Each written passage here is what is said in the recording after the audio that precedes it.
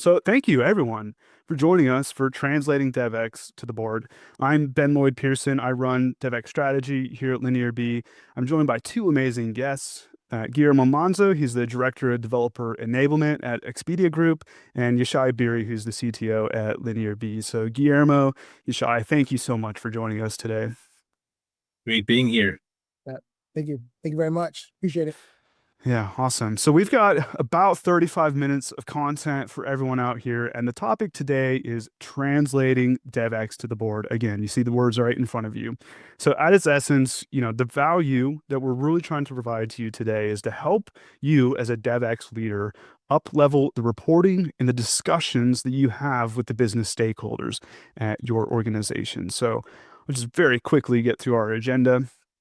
Four big topics today that we're gonna talk about reporting to your executive team. First, engineering health. We're also going to talk about how strategy plays into all of this. And then we'll get into the real meat of the subject in translating DevX to the board. And then finally, something that we can't do a single workshop these days without talking about, and that's reporting on AI impact or just AI in general. Everyone's adopting it. Everyone wants to know how to roll it out successfully. And of course, you got to report on it. So without further ado, let's go ahead and just dive straight into the content, starting with engineering health. So, Yashai, I actually want to just ask you, like, why, or kick this off with, why is this the first slide in your board deck? So I'd say a couple of reasons. One, in many cases, it's going to be the only slide that I get to show, or that leaders of the engineering side of the house will get to show at board or even staff meetings. There's a pretty common bias to look at the business metrics, not so much where the leaders are also looking at how is our engine working. And so you may only have the chance to show one thing or talk about one subject. What I'm choosing to show here is basically giving the leadership a glimpse or a way to understand the internal um, well-being and health of the most important machine almost in most organizations. Software is eating the world. Every organization is now a software company, and this is the core. Your engineers are building value and providing value through code. And we see more and more leaders, business leaders, that begin to care and begin to ask questions about, is this effective? Is this efficient? And all of these metrics here focus on, are we doing a good job in this big department that's a lot of the spend, and practically the company's future hinges on it. So cycle time, that's a great metric to talk about. How quickly are we able to push things to market? So it's an internal efficiency metric, but it also represents we can iterate quickly, we can get to market quickly with changes. That's a huge differentiator and a competitive advantage. And just like you have leaders asking the salespeople about, or the sales leaders about the cycle to sell, the sales cycle, how are we fast? Are we slow? Where are we getting blocked? You get this the equivalent for engineering. So we're seeing more and more leaders ask and care and understand how to ask about this, which is why we're putting these front and foremost. Get an understanding of my health. You can see these benchmark icons. This anchors the data and the numbers in a reference system. So I'm not only giving you the number, but also you understand how am I doing compared to the industry? We are already in a good place, or do we need to improve? You can see the trend, the arrows. I'm trending in a good direction, or this is something that is creeping up and I need to invest to improve it.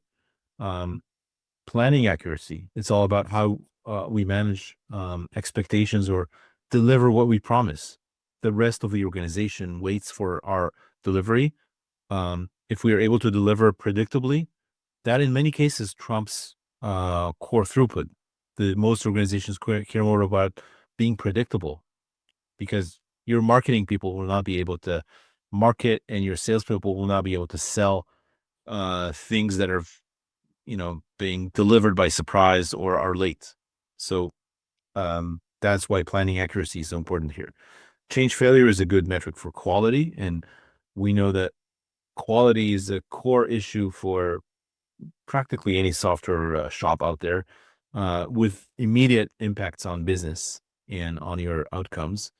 And then automation, we will dive more into this later in the slides, but this is a representative of what am I starting to get from AI. And we are constantly hearing from companies big and small.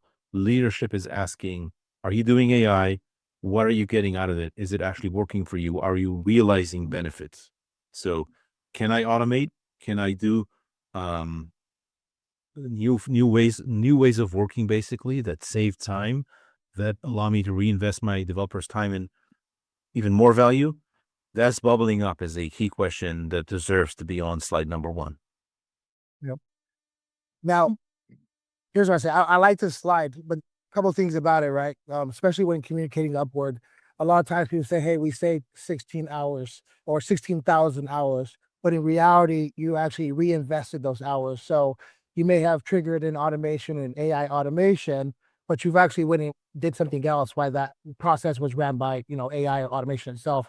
And so it's probably worth, making sure that how you're communicating to them, even the verbiage of what you're using is relevant for executive leaders, right? So depending on, if you're talking to a CTO, you may say something like, we reinvested 16,000 hours due to the leveraging AI and automation within our, development processes. And then the other thing is, especially with regards to cycle time, I see cycle time as a strong outcome metric, but there are various other things that, you would work through and have inputs into, like whether it be quality, whether it be the review process or some other areas.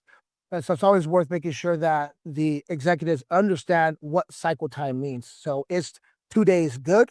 And what part, where is the 2 days being spent? Is it being spent on coding efforts and creating new features? Or is it being spent on waiting for the deployment systems to actually roll out the capabilities? So having a little bit of that experience information would support the numbers within this slide. Yeah, I think in many cases, you'll be in a setting where engineering has never even presented at that high level because of focus being elsewhere. So some of this is kind of educating or like helping leadership understand what's important when trying to dig in. You do a good job. You put up the right numbers or the right representatives of the key questions. The next board meeting or the next instance, they will dive deeper. And you're successful in this endeavor of communicating when they ask you questions that, like, good questions that you would need to go and fetch more data for. Which again is typically what we see happening with marketing and sales, right? They will grill the VP of sales with 2-level deep questions because they understand, they care, and through those questions, the leaders will help steer the ship. Yeah. And when you start getting that for engineering, you've elevated to a place where they care and they can also help you. Yeah. One other thing to think about is that it's not only engineering who's usually a part of, the selling points of value add. There's also, your product leaders and your TPMs that are helping with planning and coordination. And so it's actually also important that they're able to understand these numbers and how, they're how to translate them upwards to their leaders, whether it be a PM leader or a planning leader or enablement leader. Right. So for example, with cycle time, from an engineering perspective, it's well understood, right? The time it takes to open a commit and push to production.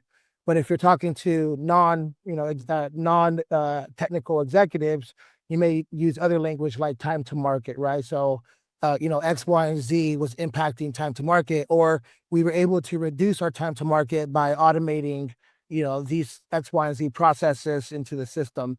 So making sure that depending on who you're talking to, this one slide may look a little bit different based on what is most important to the person that's getting the slide. Yeah. I mean, read the room always. Yeah, and I think this is a great way to segue into our next slide on this, which is sort of taking this up a level and helping organizations explain like how engineering fits into the bigger picture.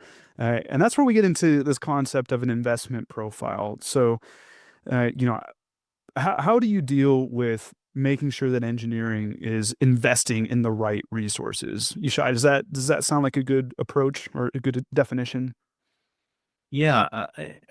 So Guillermo mentioned the fact that it's typically not just engineering. I mean, every organization has a kind of a different setup, but between engineering and product, the organizational structure is not always the same. But there's a lot of joint ownership on eventually delivering the product and the value through engineering to the field. Um, and investment profile is a good bridge area between those because it represents where are we actually investing, not the plan, the actual work. Where is that actually happening? The key drivers here would be the priorities that product is typically driving, right?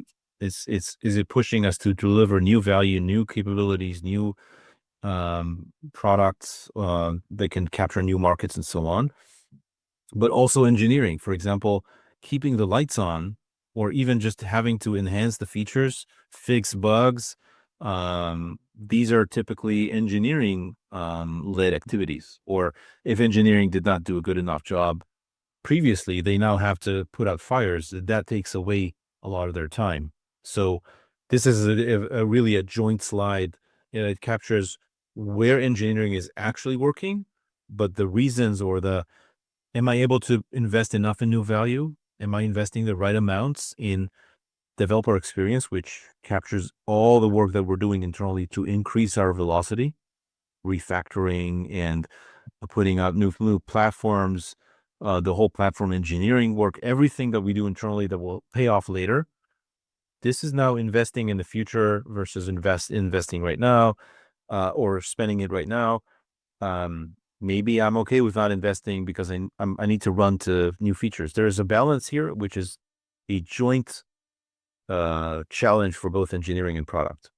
And every leader in the organization has their mind about what is the right mix for us at the right, like at this time of the company or the business unit.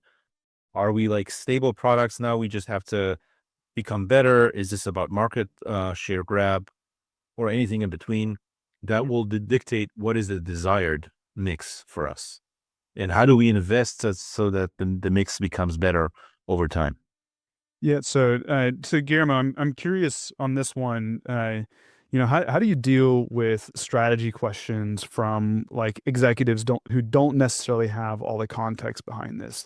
Here's one example we often encounter. Like, well, if we're only delivering 24.5% new value, why can't we make that 50%? How do you balance that with people who maybe don't understand per se what they're looking at here?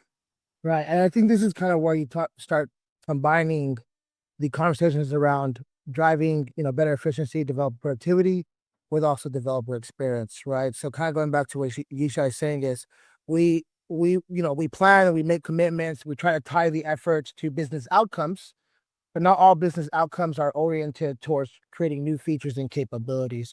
So making sure that the executives have the context, understand how we're tying our investments to their requested efforts is probably one of the key value drivers that we can focus on. I'll give you an example. Often, when we first started looking at productivity metrics, everyone's like, "Give me the numbers." I just want to see the numbers. They see red, they see colors, and they say, "We need to make improvements there." However, they don't know what's causing that to be red or green per se. And so being able to help them understand, say, "Hey, we have other efforts, the developer experience efforts that are going to improve these certain processes. So we actually invested in this space and reduced investment in that space," right? So if you look at this investment profile, this is how we can kind of explain that the company's commitments, where we're saying, "Hey, we want to invest 20% in KTLO or Lodo. we want to have a strong target of 30% of the efforts around improving the experience, whether it be internal or external. And then of course, you have your investment on we want to drive new feature capabilities. So it's really about having the conversation and ensuring that they're all aligned to the actual business outcomes. Because a lot of times orgs can be easily siloed. So executives themselves can be siloed within their orgs, which means that they may not know that another org is handling a piece of that core investment, or that other team may be impacted by their team. And so it's really just having the conversations and just making sure that everybody's on the same page as to where the company is trying to invest.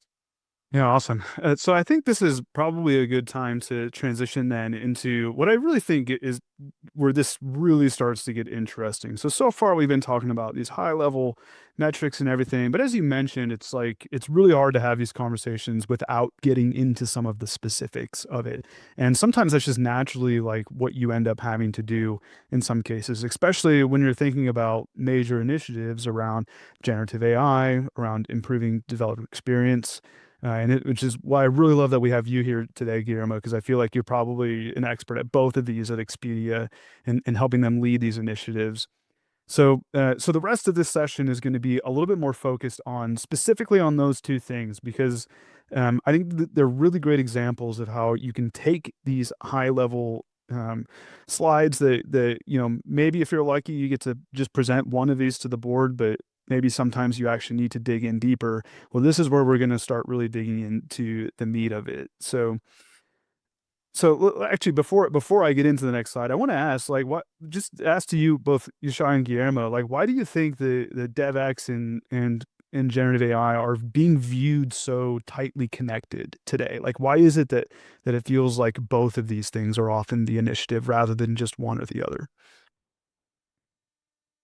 I mean, from my perspective, I think, a lot of times they just want to go fast, right? And they're trying to figure out how they can go faster. It's usually, in layman's terms, how I hear it the most times. We want to speed things up. We want to drive quicker delivery. And a lot of times that, the things that I missed there is the actual experience of how to do that. How can we drive quicker delivery? What does it look like to do that? What's the current experience that they're having that would allow us or not allow us to do so? So, when you think about AI is in the context of it can do some of the things for you or most of the things for you. And so AI usually drives better productivity and also drives even an improved experience depending on what type of AI you're leveraging. So they usually go hand in hand. I think experience is also part of this because the three together tell the full story of how well your development ecosystem is actually running. Yeah, I think, having looked at this category for a few years, we've seen the some kind of a convergence between, platform, even project management in some cases, and like evolve into those DevEx leaders, where that title captures whatever it takes to allow us to run faster, to provide more value, to increase velocity. Um, that goes hand in hand with improving the experience, because the developers who are able to deliver have a better experience, and developers who are blocked are frustrated. Um, and then came AI, which is like it's another tool in the tool set for the DevEx leaders, but because it's so big and so disruptive, it become like almost the as important as the category or the toolbox itself.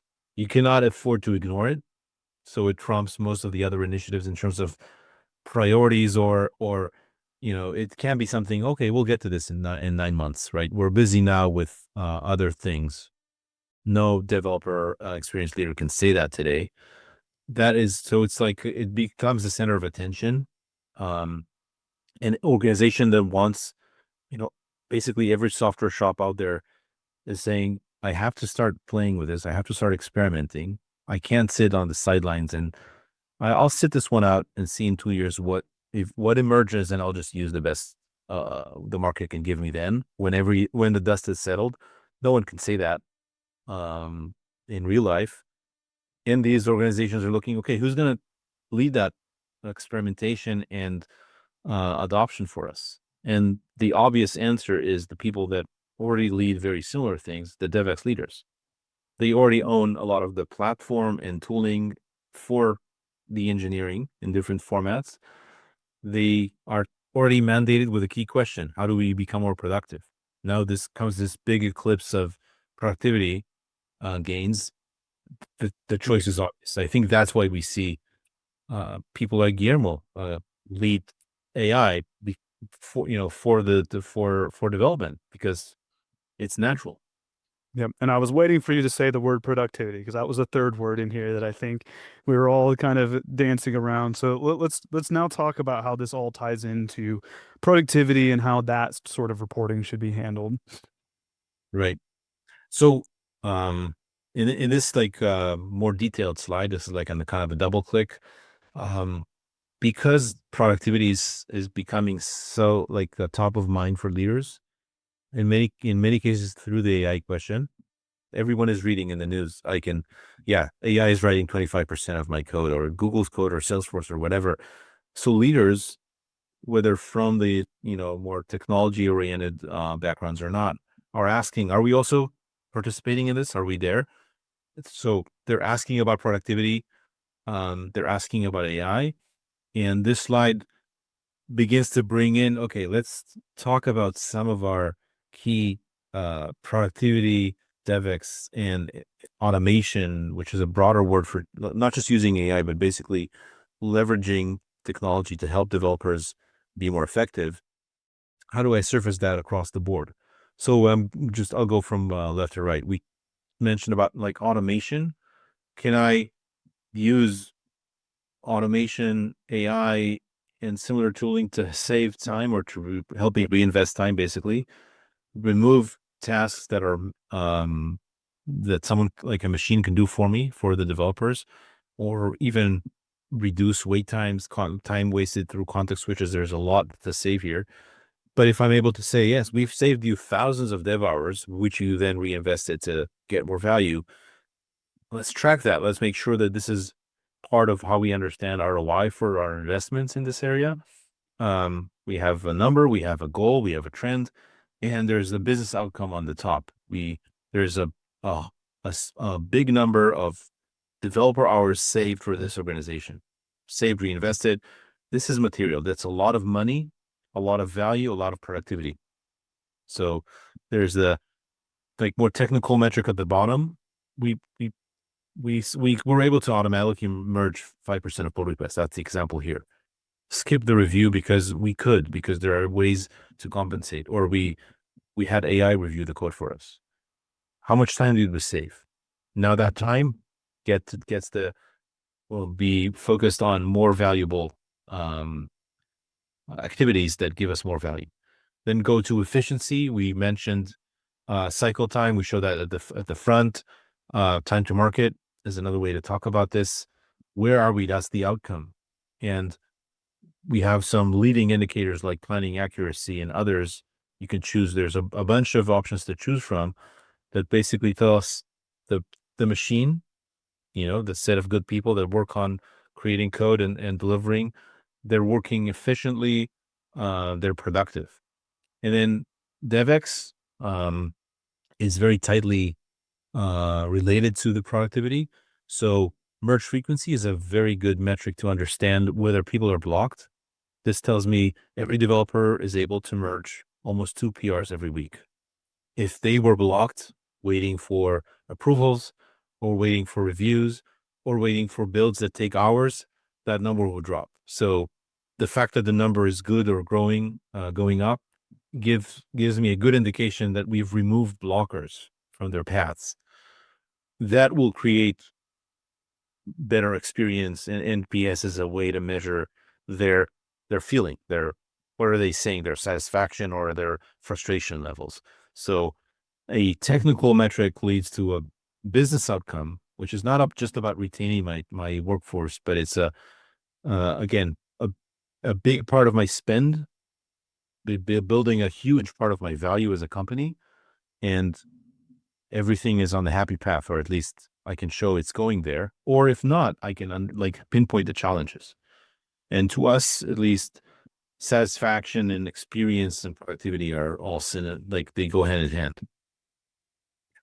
Yeah, and when I look at this slide, I think the left column is my favorite because it's the question most people have been asking about in the chat is how do you measure the impact of adding automations onto your organization? And I love this very specific example of like, well, we're auto merging 5% of them, which represents a certain amount of developer hours that are being spent on it. And Guillermo, I loved your comments earlier about those representing hours you're reinvesting into the organization. So I'm curious, Guillermo, like what is it that you're thinking about when you see this slide? And specifically, like, what's your objective when you take this data and take it to report to your board? Yeah, thanks for asking. I think this is kind of where, if you look at this slide, it's calling out three key areas. And the important thing here is that third one's DevEx, right?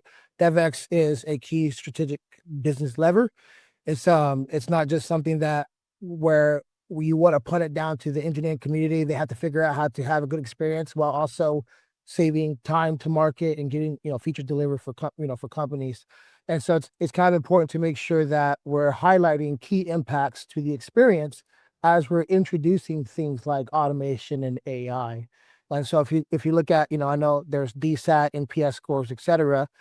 If I'm a leader talking to an executive, I want to make sure they know that as we're introducing the automations or auto reviews or auto mergers, developers are actually becoming more efficient, right? They're not ending up with a more bad change failure rate, right? So a lot of the PRs merged from AI end up getting rolled back, or they end up with a worse cycle time because they have to review the code further because it was AI generated. So just ensuring that that developer experience is considered a critical aspect of the reporting structure. That way, your leaders know that not only are we saving time and money, but our developers are also happy while doing it. Yeah, and Guillermo, you touched on a very important aspect, which we see when as we help our customers measure AI. A lot come into like our door asking, what is the ROI? Is this helping me become more productive? I'm using Copilot. What's the ROI? And they typically come in with a single number in mind, like how much is it saving me? How many hours or what percent of how much what percent of my effort? In reality, it's typically a multi-dimensional answer. It may be helping you code faster, but then quality goes down, or review cycles are longer. There's a bottleneck. Uh, it's almost never a single the metric that's going to capture it. It's almost never an all positive all round. There are risks to manage, and DevEx is a great way to capture some of those. Because if everything goes faster, but quality is a problem, or code review is a problem, DevEx will tank. Yep. It helps us protect if we're managing multiple dimensions, one of them being DevEx. It really helps us capture those other effects, which can be adverse to our process of just putting more AI workflows. Because of that's how AI works. PR size is a great example. Everyone knows small PRs, small like batches are easier to merge, easier to review, safer to work with. But then AI is very adept at creating large PRs, Right. right? And a lot of times those large PRs and when you look at these metrics, it looks good. This is kind of why you always have those other metrics, those other input metrics like rework, refactor. Yeah, acceptance rates is another one. They made accepted something and it created a change failure issue where they had to end up rolling back. So Yep. and a lot of times, if you think about coding time and a lot of effort that people put into writing the code themselves, they could put just as much effort into looking at that code generated from AI and still get caught in a tough situation. So that's where DSAT and qualitative insights in general is will support or not support the automation and AI efforts that you may be driving within the company. So sometimes the numbers aren't going to look great, and that's okay to report as well because that's what's going to drive the business decisions, right? Should we focus only on key areas for AI and not all areas? Because I'm sure a lot of people say introduce AI across the board, but it may be that we should be introducing AI in key areas of software development, right? So that way we can focus on reducing friction, and that increases satisfaction. Yeah. Yeah. So And it's so already yeah, and when we're already talking about AI, but we got more of that to come. So I want to breeze through this next slide because We just included it in this for a very specific reason. So Yishai, I wondered if you just give us a comment on on why we have these like under the hood slides within our Right. deck. So in general, when presenting to leadership, you have your summary slides, your what you plan to talk on, and you're going to have more ammo ready to pull if you get asked more questions. So this is that kind of slide. This is below the fold, but you can pull it if you get asked about specific items. In this case, this like double clicks on how are we exactly automating. In this case, we mentioned auto merge. There's an explanation here. Why is planning accuracy improving? What have we done? So we can show it's improving, and everyone could say great, but there could be one executive saying, how did you improve? Like, what did you change? Okay, I have a slide to pull in. So always think about the next level, have those under the fold. I've seen a lot of board decks where, I don't know, 85, 90% is like glaciers, is below the water. These are slides. They're not going to get presented unless someone asks, but they're there to be able to help explain or help answer questions, instead of scrambling for, or doing follow-ups. Yeah, like we said at the top of this, if everything's going great, maybe you only show 1 or 2 slides. But if there's someone that wants details, it's always great to be armed with the details, and it just helps you work out the details in Yep. your own mind as well. So let's move on to the thing that really is on the top of everyone's mind today, and that's generative AI. I mean, we're all adopting it. It's becoming ubiquitous, practically, I wouldn't say overnight, but definitely in a very short order. Um, and I want to flip the script on this a little bit, simply because we have such an awesome expert here in this all, Guillermo, who you're helping with both developer experience and generative AI adoption at Expedia, like I mentioned earlier. So break down like what you are thinking about when you need to report Gen AI adoption to your executive team. Yeah. So first and foremost, it's actually very difficult. And I'm sure a lot of y'all, especially when GitHub Copilot first came out, we're trying to find ways that, a lot of times leaders have already looked into it. They're like, hey, we're going to get this tool. Tell me how it works. Tell me it works well, and so on and so forth. And so for quite some time that, everybody speaks in different languages and it gets really tough. But when you really think about it, it's one, are we driving adoption of the tool? Are people using it? And then two, what is the impact that the usage has already provided? Right. And so if you look at these 3 sections right here, code assist, code review, code agents, there's various different types of AIs that you can roll out.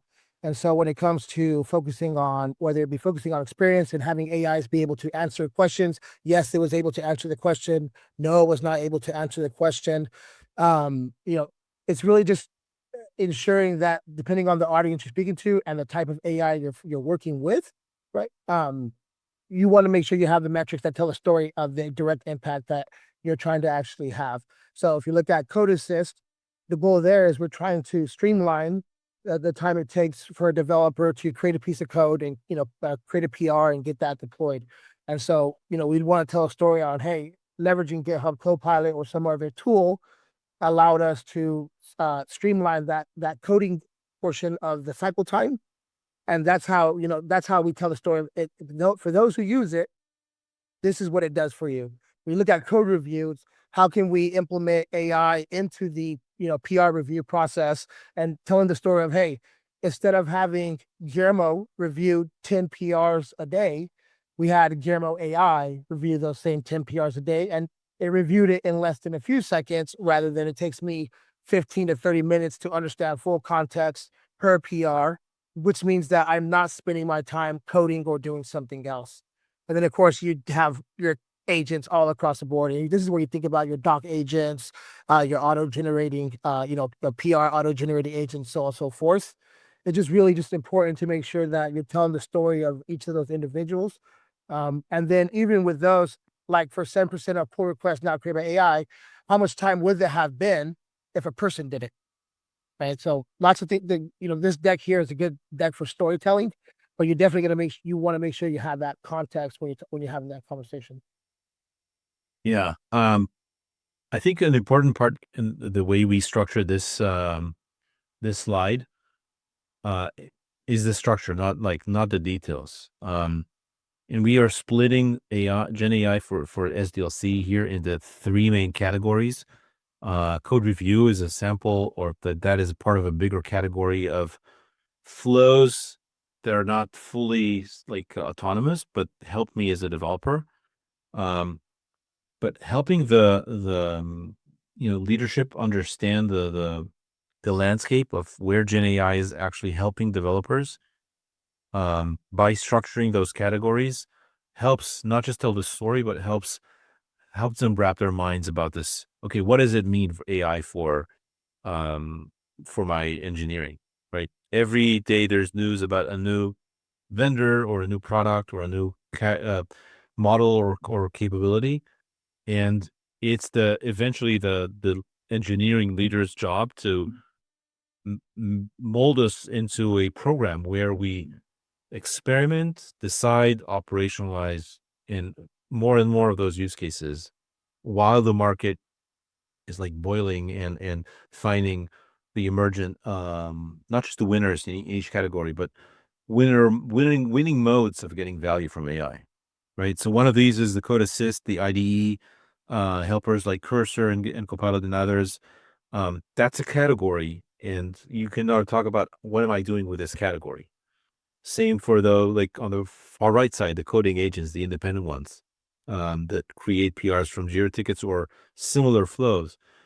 By having those categories and by putting your experiments or programs into these, you really help your leaders understand the kinds of value you can get here.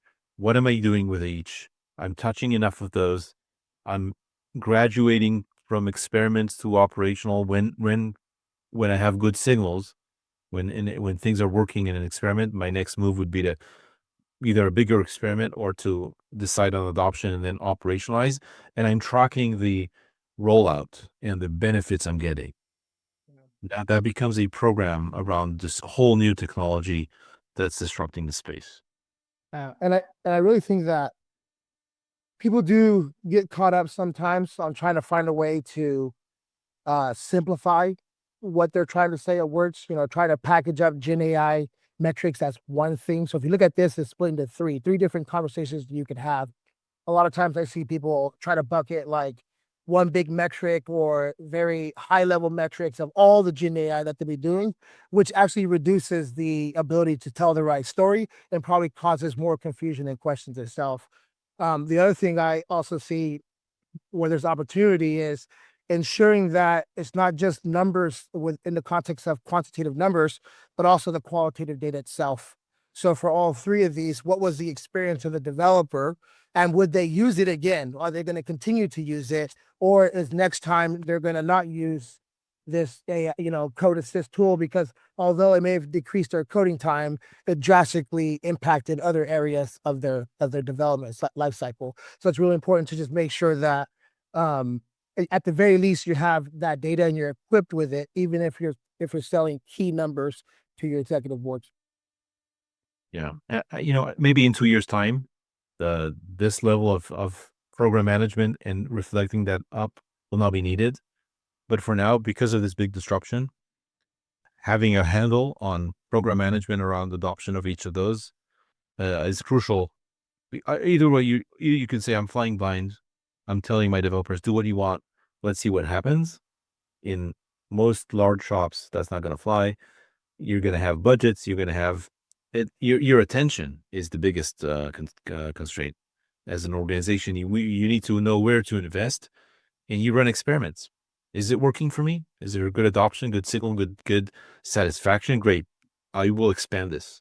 And at some point I will call it operational and manage it to full adoption to my KPIs. What's my goal, right? Maybe not 100%, but I want 80% of my developers using this. They need to be skilled up, right? There's a lot of moving parts, and it's my job to steer that ship and reflect. It's so important for the business. It has to be reflected up. The other thing too is it's not always just about teams, right? And the let's say the velocity or the experience of the team, but also the capabilities that the company is offering. So using Expedia's example, you think about your booking platform, right, and your booking ecosystem.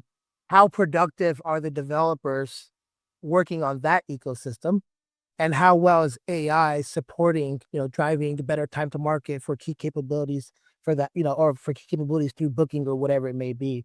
So, there's even opportunity to tell the story from a platform or capabilities perspective, and how teams are impacted in a positive or negative way when leveraging, even if it's AI, automation, or anything in general.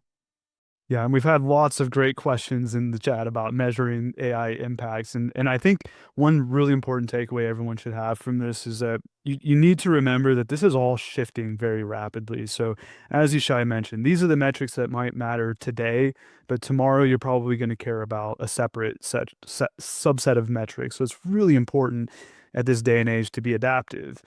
And just like you want to report on DevEx in detail sometimes you also have to do that with AI, probably even more often when you really think about it, because executives are really going to be interested in this topic if you're being successful with it in particular.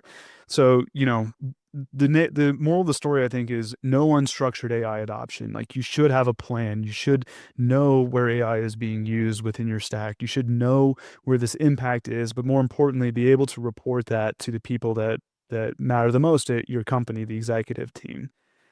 So I want to just give you all a chance to give us some closing thoughts. We've had a lot of information here. There's way more contained in the full slide deck. So Guillermo, like, what do you want to share with our audience as we part ways with them today? Yeah. I mean, at the end of the day, the message is pretty straightforward and simple, right? To communicate developer experience, you got to link them to engineering improvements, or link engineering improvements to business outcomes. You want to make sure that the executives and even the leaders right below them have a clear understanding of the efforts revolving around developer experience. And in order to report on anything, you definitely want to have a tool and the context to ensure that you could tell the right story for the numbers that you're displaying and the story you're trying to tell. From my perspective, this is what has been beneficial to me when collaborating with stakeholders and executive leaders.